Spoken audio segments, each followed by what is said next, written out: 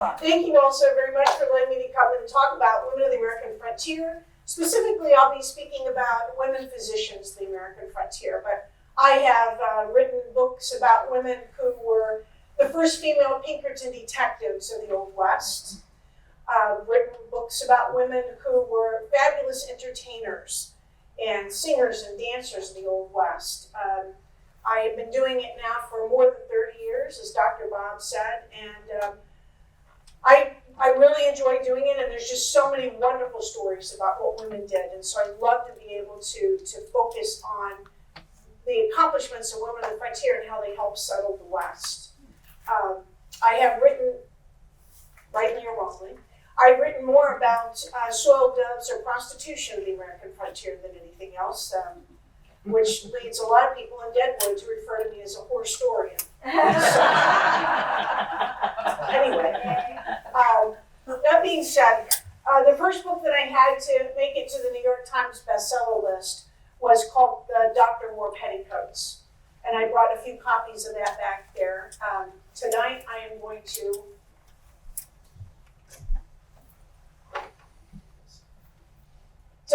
be talking about this book here, The Doctor Was a Woman.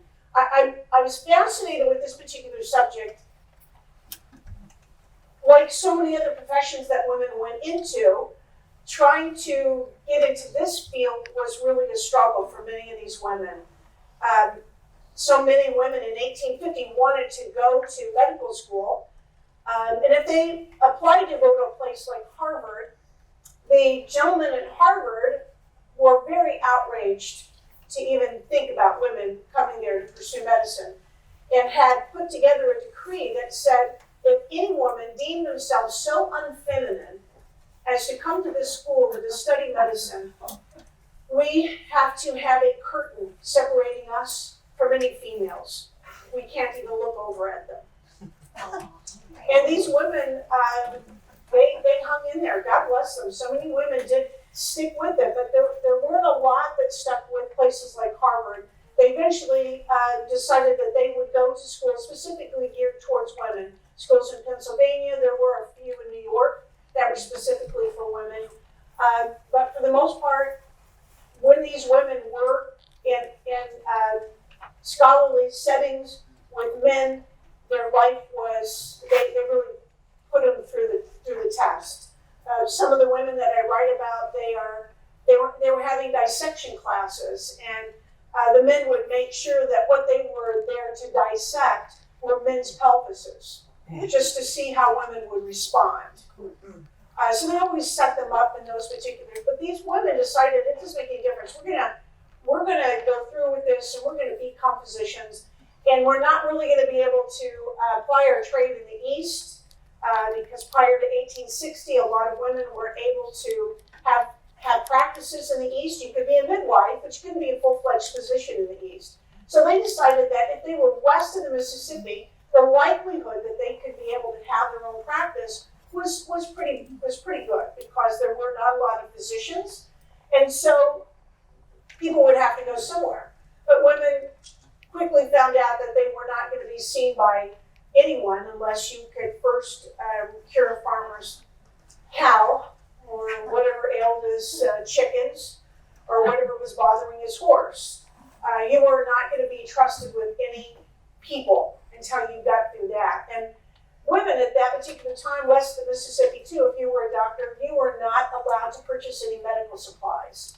You were just not, as a woman, as a female, you weren't allowed to get any of those things. So women had to be very sharp about being able to create their own medical supplies, whatever it is that they needed, they had to come up with, and also had to act as their own pharmacist, because no one, as I said, would sell them these supplies, so they had to come up with their own creation for anything from toothpaste to cough syrup. But these women did come up with it, and they revolutionized some great things in medicine too. I love this picture here where all these women, this is in the early 1910s, where these women are just looking down finally at a surgery that they all get to watch and kind of learn from. something an opportunity not afforded to them in other medical schools. I thought this picture was great. Some people might think it's a little gruesome, but these women were really serious about their trade. And this is from a school in Philadelphia where, again, it was the only place where you're going to be able to get this kind of comprehensive studying done.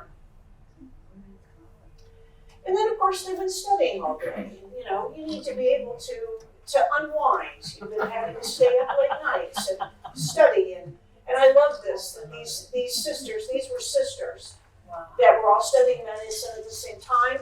And they just kind of got silly in the wee hours of the morning, knowing that they had to take a test the next day. This was one of my favorite doctors in the book. Her name was Dr. Sophie Herzog. Dr. Sophie Herzog was a doctor in Brazoria, Texas. She revolutionized the way gunshot wound victims were treated. In the Old West, if you were shot, if the bullet didn't kill you outright, what killed you was a doctor probing in to remove the bullet.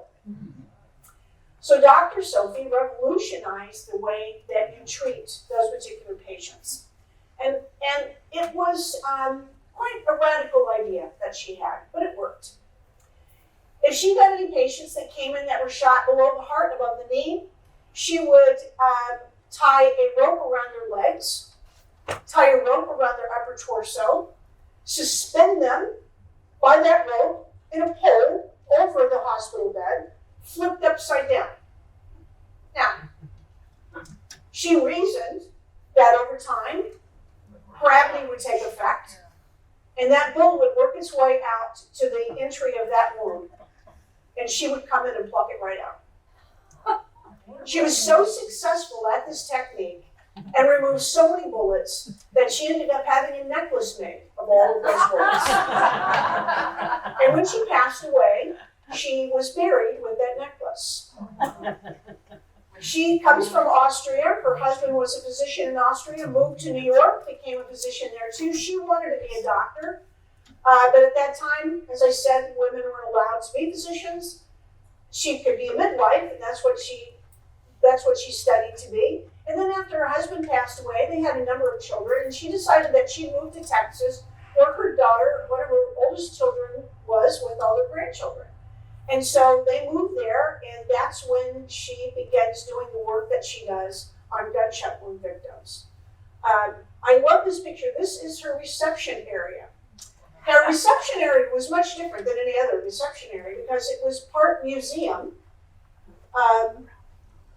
part taxidermy office, and she had a little gift shop there too, so you could buy your own necklace made out of bullets if you wanted to.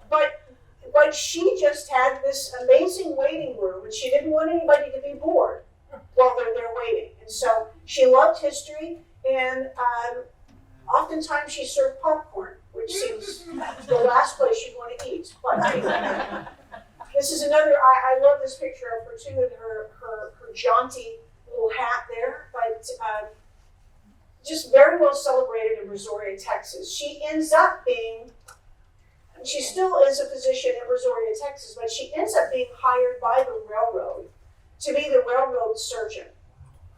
And Brazoria, Texas had a number of railroads coming through, men that were surveying the land and laying the tracks, and sometimes they would get hurt, maybe a little ways away from Brazoria, and then she would get into her little hand cart that you put in at night, get into that, and then just pump her way to where it was parked there at the Brazoria depot. And she would go there, and then she would just get to her patients by doing her little hand cart to her next little stops. She held that job for 25 years. Wow. When the railroad barons heard that a woman had this position, they immediately went to her and said, "You don't have to do this. This is a lot for a woman." And she said, "I'm fine, thank you very much." And as I said, she held that position for 25 years. Very well beloved woman. There are a number of plaques all over Brazoria, Texas, commemorating her accomplishments and all that she did for medicine. Another one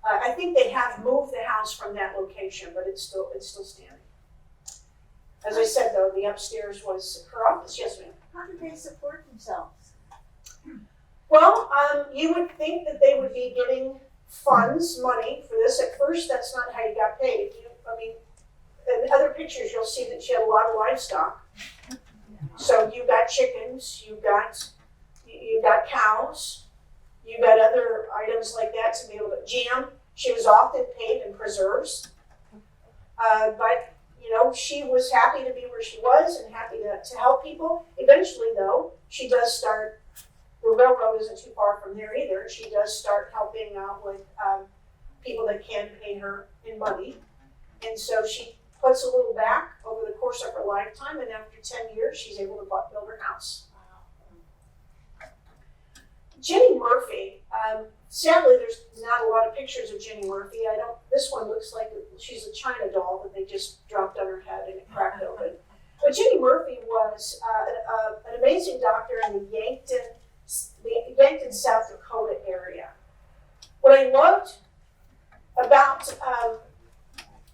doing any research about Jenny Murphy is the fact that she wanted to go to medical school very badly, and she didn't have the money to be able to do that. And so she first becomes a teacher. Now, teaching in the American frontier is not like teaching today. When you taught in the American frontier, you only taught for 3 months at a time. The children were needed not to be at school, they needed to be at home, because if you had a family, that family is the one that helped you to be able to keep up your farm, to be able to prospect for you, to be able to work the land. And so having a kid at school was not something that they thought was really important. So 3 months out of the year is when you taught. And so she saved that money to go to medical school. And she ends up not only being a physician in the Dakotas, but also in Nebraska. Men who were her first-time fathers would come over to her office in Yankton and say, listen, my wife's having a baby, you've got to come with me. And they might have lived in Nebraska. And it would be in the wintertime, and she would have to go through a frozen river in order to get across the other side to get to her patients. And so oftentimes, when I'm reading her journal, she talks about just being frozen solid and ice still attached to the bottom of her petticoats when she got to where she was supposed to be helping a young woman who was having a child for the first time. But internally grateful for the respect that people had for her and allowing her to help their family. Because like I said, that really wasn't done. They came to Jenny Murphy because she was the only one in a long ways away, and so they would come to her. But that was only if you were desperate. Only if you were desperate. Jenny had tuberculosis. When she got out of medical school, she comes home and she's not feeling well, and she learns that she has tuberculosis, and so she decides she's gonna rest for a while and then go back to her profession. And then after she rests for 4 or 5 months, tuberculosis is gone, and she's able to go on with her profession. Her focus was, she did some of the foremost work in the area of treating the flu. And if you look at the book, again, her paper is How to Handle the Flu. And I'll tell you the truth, it reads so much like what they were telling us to do during COVID. It's unbelievable. I love one of her last pieces of advice at the bottom of it was stay positive, which I thought, oh, okay, yeah, I guess you're gonna have to have that. Right? And this is Dr. Emma French. She was another one of the ladies that I was amazed with, because she was the first licensed female doctor in Utah. Now, Mormon women were maybe one of 7, 8 wives, big families. The Mormon leaders decided we must have someone from each one of these families go to be a doctor, and then come back to be the family physician, and then teach other women. And Dr. Emma French was that person. She was married to a gentleman who, when they came west, they came with the Mormon handcart movement. Not everyone, particularly the Mormons who were going to Zion, the church didn't have enough money to furnish them with wagons or stagecoach. So what they had to do was they had handcarts. So you either pulled your handcart or you pushed your handcart from the Illinois area all the way out to Utah. Now her husband was one of the gentlemen who was responsible for the Mountain Meadow Massacre, in which a number of people were slaughtered, and they did it dressed as Native Americans, saying it was the Indians who did it, and it really wasn't. It was the Mormons who did it. Not all of them, just this particular sect. And her husband was arrested and sent to jail after that, and she decided she was going to move out of the Utah area with her children and become a physician elsewhere. And she ends up in Wilcox, Arizona, working for the railroad. An amazing railroad surgeon. She too would go and see her patients by using one of those hand carts. You got on there and then you just rode it out to wherever they were. Dr. Bessie Effner, I always say these women are, this one is my favorite, but I just fell in love with some of these women. Dr. Bessie Effner wanted so badly to be a physician. She does go to school to be a physician. Her father is trying to talk her out of it and just wants her to get married, but she doesn't want to do that. She wants to be a doctor. And by the time she gets herself a degree and is ready to move out west, she gets a job in a place called Carpenter, Wyoming. I think I have a picture of there's a picture of Carpenter, Wyoming. Nothing there. So she gets a job in Carpenter, Wyoming. And when she goes out to work in Carpenter, she's now not by herself. Her brother has passed away and he has 3 daughters. And she takes the 3 little girls in. So she goes west with 3 little girls and tries to make a living for herself in Carpenter. And it isn't easy. There's nothing out there. And she sets up shop at her own home. Again, she's her own pharmacist. She doesn't think she's going to get anybody to come and see her until the gentleman knocks on her door late at night and says, "Listen, my horse is very sick. You've got to help me." He describes what's wrong, and she said, "Well, it sounds like colic, but I am not a horse doctor. I'm a people doctor, so I can give you medicine, but I don't know if it's going to work, and certainly you're the one that's going to have to take the risk and then up the dosage, because I don't know how much your horse weighs, and I want to be absolved of anything bad that can happen, but I'll give you the medicine." She goes back, she mixes up some medicine, gives it to him. He says, "That's fine, I'll take all the risk." The next morning, bright and early, he bangs on her door and he said, "My horse is fine. Can I introduce you now to my wife and children?" And so they came in. That was the way that she was able to start getting clients after treating that horse and the horse turning out fine. But, horses were vital in the American frontier. I mean, you wouldn't be able to get any of your work done. You wouldn't be able to transport anything from point A to point B without an animal. And so, actually, saying it like that to some degree, I'm sure he thought that his horse was much more valuable than his family at that moment. So, Dr. Bethany Owens Adair, she was a fascinating lady. She was from the Pacific Northwest, and she made hats for a living and was married to a man who was terribly abusive to her. And she had a little boy with this man and decided after so much abuse she wasn't going to take it anymore and left him and decided to be a physician. Worked her way through school making hats. That's one of her hats that she's got on there. One of the things that she studies in school is birth control. So many women that she knows have had 12, 13, 14 children. You did that in the Old West. Your children was going to be the people that was going to help you get your land worked. So you were raising people, you were raising a workforce. And A lot of these women were pregnant numerous times. They might have miscarried. They themselves might have died in childbirth. And they would come to Dr. Owens Adair and say, I don't want to have any more children. I'm done with that. We should be moving on and focusing on the 14 that we have instead of looking at any more. And so her focus was on birth control. Sadly, though, she referred to it as human sterilization, which kind of turned people away from what she was talking about and made her a very controversial person. But she does become a doctor, does make a difference in that particular field, and then her son becomes a physician as well and works beside her. Chris, Yes. do you recall a year that she was made her time period? I don't. I should, but when you buy the book, you'll be able just to here it is. Dr. Lucy Hobbs is the first dentist in America.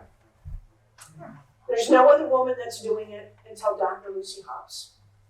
Now, she always knew that she wanted to be a dentist. No one was going to give her an opportunity to be a dentist. So what she decides that she's going to do is she starts making dentures. And she makes dentures out of wood. She makes dentures out of whatever material that she can find, and then enters them into county fairs. And she wins several blue ribbons, which then sparks the interest of many dentists who say, I think that you have a career in this. How about if you come to work with us, and then you can eventually go into dental school yourself? And she does, and becomes this amazing dentist. She works a lot with the file. Her paper in the book is about tooth removal using a file. So, but again, she's so incredibly successful at the field of dentistry that her husband gives up his career and becomes a dentist too. So they have a practice together. Isn't she cute? What's the approximate time period for her? Just approximate. I didn't write about anybody that goes beyond. Was she Civil War era? No, she's not Civil War. This would be after 1865. This would be post-Civil War. Not much. Between 1870, 1880. And she had access to medicine, so she would have had ether and chloroform and also cocaine. If you were out west, no, you did not. She didn't stay in Chicago where she got her degree. She went out west, so no, you didn't have those things. She had to come up with her own concoctions, but when people came to see her, they were in so much pain, they did not care. Get this out, I don't care what you do.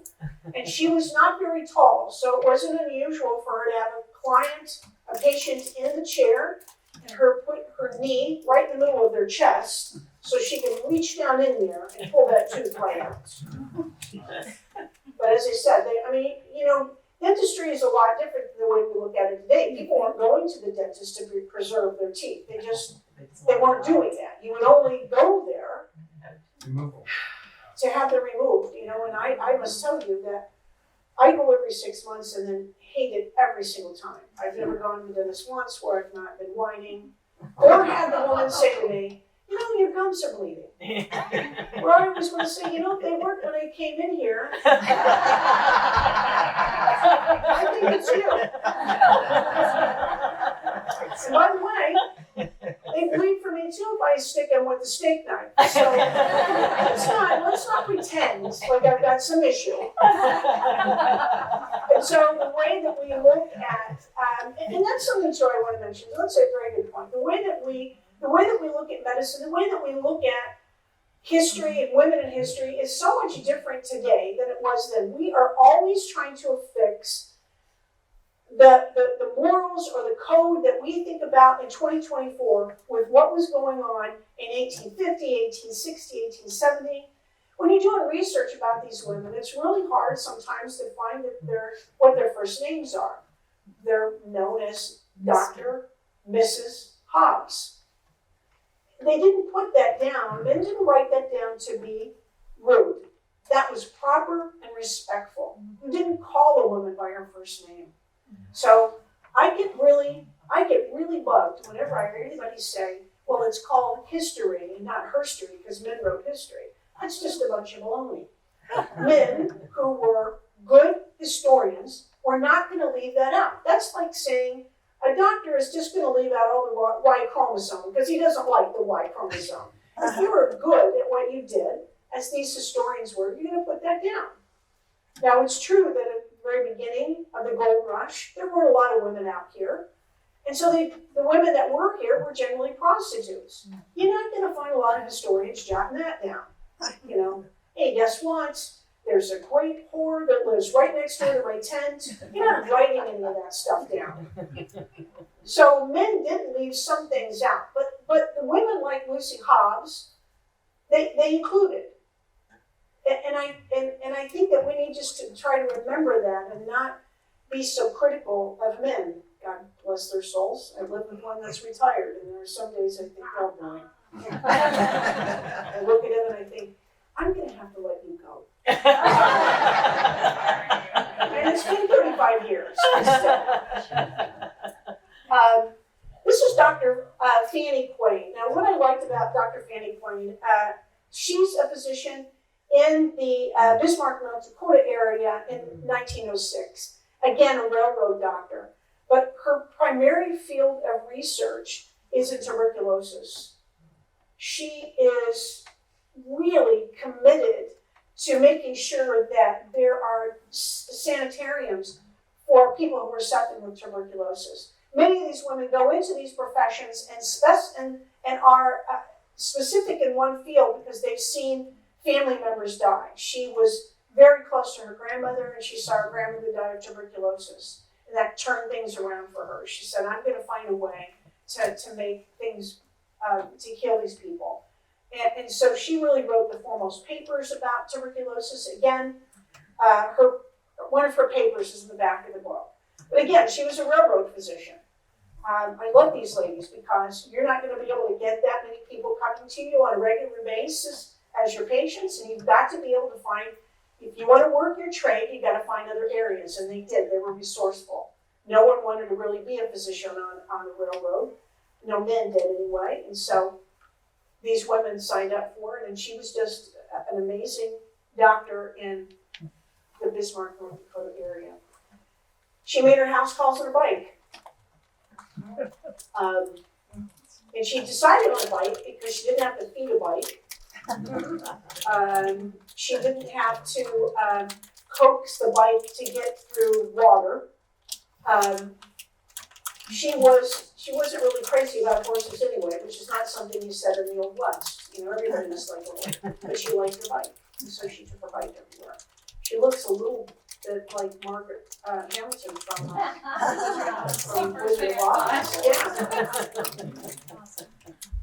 Dr. Harriet Belcher was a doctor from the Santa Barbara area in 1882. She was in Rhode Island for a while, wanted to have her own practice. Again, still not able to do that in the East. Figured that she's going to be able to do that more so in the West. Goes to Santa Barbara, starts her own practice, and she is known as a very beloved physician. When she sets up her practice, she realized she's not feeling well. She can't figure it out, and finally she's diagnosed with malaria. And she struggles with malaria her entire profession. But she does the foremost work in helping women with breast cancer and does some of the first mastectomies in the American frontier. Wow. And some of her papers are there too. But I just thought it was amazing how you're making all these great strides and you don't feel good. You know. Did they have quinine back then? They did, but again, these are women. Where are you going to go buy that? You would have to go to a major metropolitan area. Let's say she would have to go to San Francisco. In San Francisco, if you're a woman practicing medicine in San Francisco and you were out on the street dressed as a woman, a lot of these women had to disguise themselves as a man. If you were out as a doctor calling on your patients, you were beaten. This happened quite a bit. Men thought that this was an indecent profession for a woman to go into. What you had to see, what you had to do was just not something, it's not feminine, it's not ladylike. And so because of that, here's how we're gonna punish you. Not everybody did that, but by and large, I mean, unless you're gonna go find a place that's gonna sell you some wholesale products, but these women didn't wait for that anyway. They came up with their own thing. They would walk around and they would see homes that were being built, and they would see some shingles that were discarded, and they would pick those shingles up, and they would use those shingles to set bombs. One of the women, Mary Rowland Conager, invented something called Buck's extension. Buck's extension was the femur bone in the Old West, was one of the number one bones that was broken. And the femur bone was very difficult to set because the muscles around the femur bone were very strong. So they would set that bone, and then immediately when the patient got up, the muscles would pull that bone apart. And so Dr. Mary decided she would put her patient on a table like this, take the outside of the leg, the inside of the leg, tie a rope around the person's, rope was very big for these women in the Old West, tie a rope around their foot, attach one or two very heavy irons, take that table, invert it just so, and then drop that iron. So it instantly jerked those muscles apart so that would set. Now, there's nothing that you can do to ease the pain of that. You just have to live through that. But if you ever watch any of the old Gunsmoke episodes, you understand why Festus is walking the way he did. There's a femur bone injury that is simple. This is Dr. Helen McKnight Boyle, and she was the woman I told you about in 1891 who goes to medical school on the East Coast, and she's with all these men, and they're the ones that call her in really early in the morning to do a dissection class. And when she gets there, all these men are standing around watching her, like in that very first shot that I showed you while the women were watching. These men are all sitting around watching her, and they throw the sheet back, and she's supposed to be doing dissection on the pelvis. For a moment, she freezes. And then one of the doctors says, how badly do you want to be a physician anyway? You don't really want this, do you? You don't want this. Just taunting her the whole time. And then she took the scalpel and did what she had to do. And that shut him up. But she too was another one of these people that decided that she would go into medicine because of what she saw in her own life. Her mother died of typhoid fever. So she spent her entire practice dedicated to that one thing. Dr. Romania Pratt here is another one of those Mormon physicians who, what's phenomenal about her is she's 33 when she goes east to study medicine in 1873. And she focuses on the eyes, cleanliness of eyes. A lot of people were losing their eyesight. She then goes to work in Arizona helping Native Americans who were losing their eyesight. And so it was really just to teach people, this is what you need to do to preserve the life of your eyes. We need some more cleanliness standards here. And so she focused her entire practice on the eyes. And so again, in her chapter in the back, it's what she says, how to preserve the life of your eyes. One of the things is to not read in bed. So that was really interesting. This is Nurse Watson. We probably should get some pictures of Miss Watson downstairs in the nurse area. Nurse Watson became a nurse in the Nevada City area in 1904. There's no doctors there at all. She is the one that is called to help take care of everything. And she decides she's going to answer the call that the city needed a hospital. So in 1910, she builds the first hospital in Nevada City, which she runs until 1945. Again, another one of these individuals that wasn't allowed to purchase any medicine. And so you'll read in the back of her book all of her different concoctions that she would come up with to treat different things that she knew. She was her own pharmacist. So Which book is that in? It's in my book back there called The Doctor Was a Woman. They'll have the pharmacy, her concoction. You will, they're there. So I wish I could have included all of them, but they're in that very, some of I can't read, they're in that script that's so loopy and I don't know what it says. So, yeah, I mean, it's very nice, but I couldn't read it to save my soul. I wrote a book called The Widowed Ones Beyond the Battle of the Little Bighorn, and I have all of Elizabeth Custer's things. And she and George wrote letters back and forth, but they're all in code.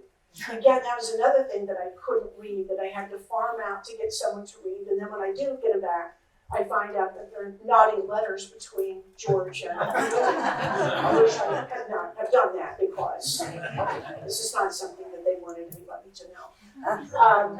Let me go back and say that Nurse Watson, she focused on diphtheria. That was her area of expertise, was diphtheria.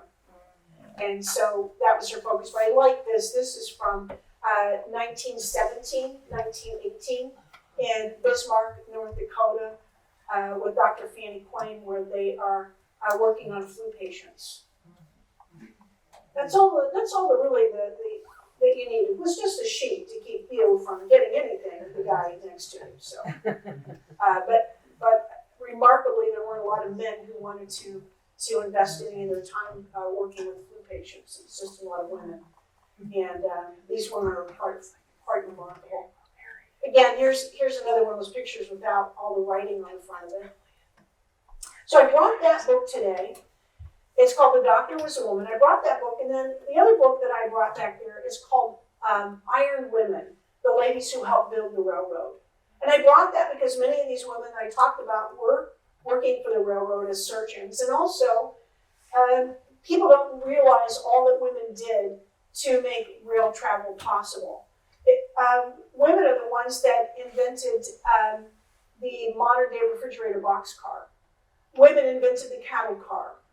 Women they hold the patents on those automatic crossing guards that go down for safety. Women are the ones that invented the emissions control systems that went on the stacks that on the trains as it was belching up that black smoke across the prairie. They're the ones that invented the specific type of device that went into the wheel wells so the trains would actually stop. Women invented incandescent lighting on trains. They were the first ones to put bathrooms on trains. Women invented the seating that you see on the trains. Women did amazing things. I mean, when the Transcontinental Railroad met up in Utah in 1869, there were no pictures of any women except the women who were married to the railroad tycoons. And they said, it's such a momentous event that women don't deserve to be photographed because they didn't have a hand in surveying any of the land or laying any of the track. But had it not been for women, no one would have gotten on the trains themselves. Women are the ones that made it comfortable and attractive for people to ride the rails. So that's what that book is about. Yes, ma'am. Your medical women, by and large, did they not get married? No, there were quite a number of them that got married. They did meet their forever someone when they got to where they were going. But you had to have quite a remarkable man like Dr. Lucy Hobbs who said, wait a second, I think what you're doing for a living is far superior than what I'm doing for a living. Not only going to let you continue this, but I'm going to join you. So there were quite a few men in the American frontier who were quite progressive and allowed women to be able to just do what they wanted to. But if you're west of Mississippi and you're a woman, you were able to, really the sky was the limit. But there were men that were quite progressive. Buffalo Bill